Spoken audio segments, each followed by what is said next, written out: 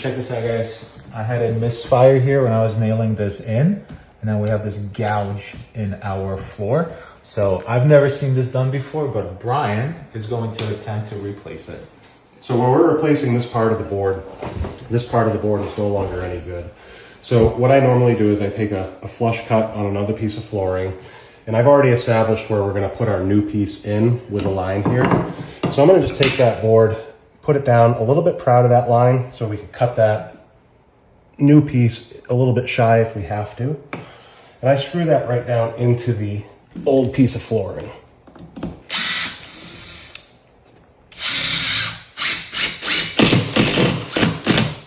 This is basically your guide, right? Yep, this is gonna be my guide for my Makita oscillation saw.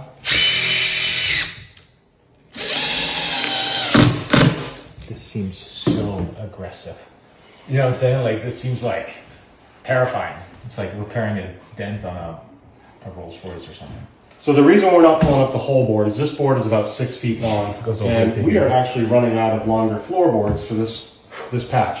So what I'm doing is I'm stepping it in between these 3 seams, still over the 2 1/4 inch. And then I'm gonna just take my oscillation saw and very carefully, because we don't want to get into this piece of flooring or this piece of flooring. So I have to cut down through that with my oscillation saw.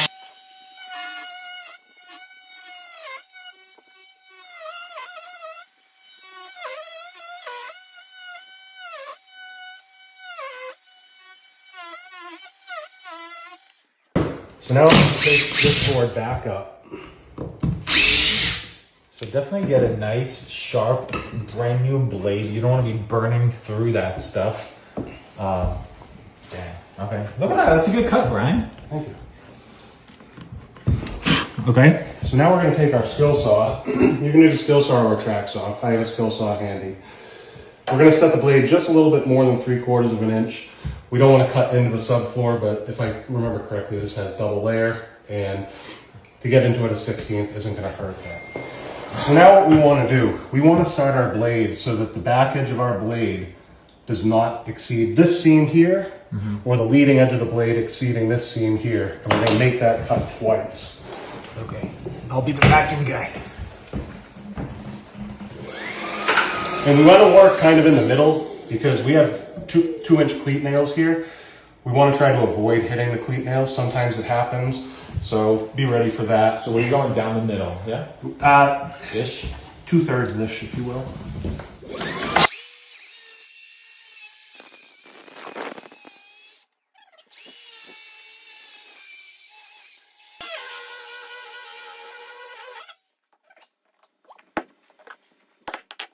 Oh, now that's gonna pop out of there like that. Yeah. Thank you. Pop that. So now our tongues are all running this way, so this is all groove here. So this groove, we're gonna be able to start to slide it forward. I might need to take a little bit more out of that cut, and that's okay. So typically I just try to make as much of it out of there as I can. Okay.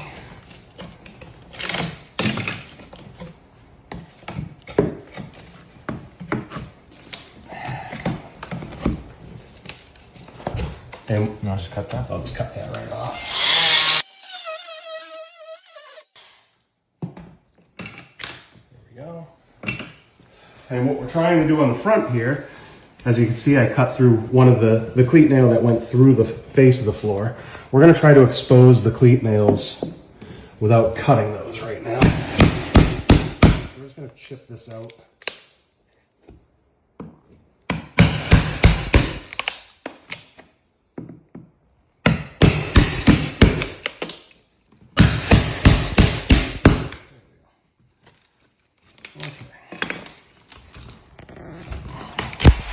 So now we've got the bad piece out.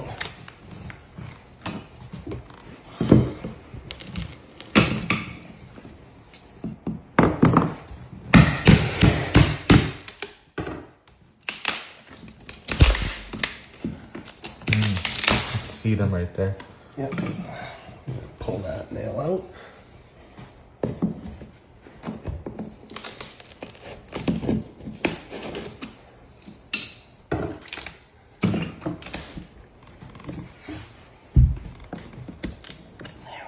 mean, if this doesn't work, I could lose my job. Could be a hook. It's called a hook. Okay. So now we want to cut all that old paper right out of there.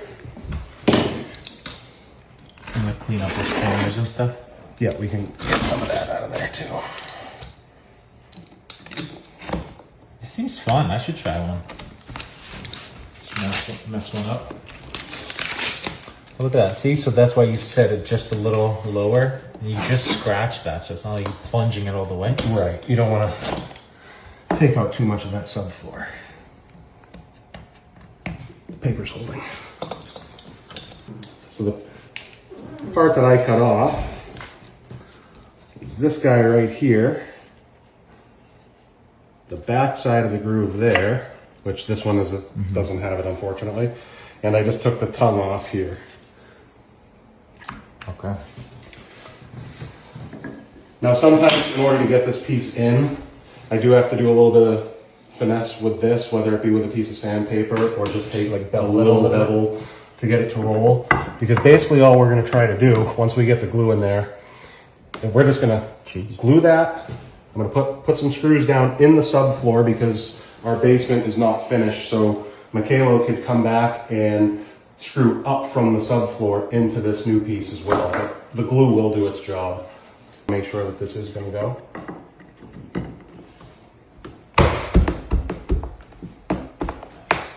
I'm gonna have to bevel it a little bit.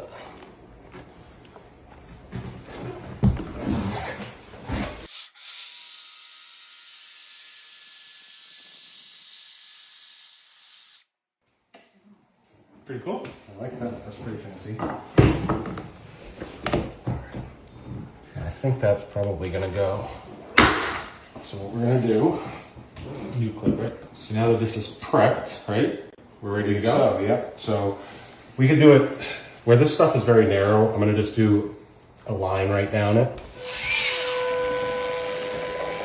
I'm not gonna need much more than that. Yeah, because I guess each board does have a little bit of that recess. It does have a little bit of hide a little bit of that. But yeah, like I was, I guess, imagining, you don't want to just pack that thing with glue. No. Because where's it gonna go? You know, then you're gonna fight it and it's gonna push out. And then I like to take a little bit of wood glue,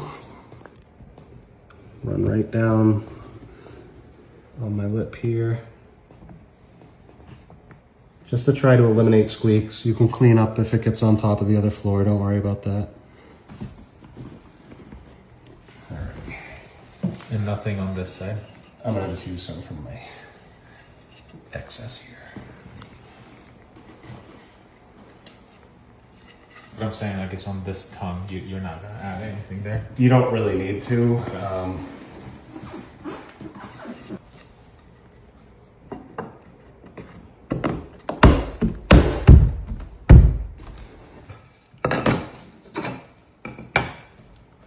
Oh, sorry.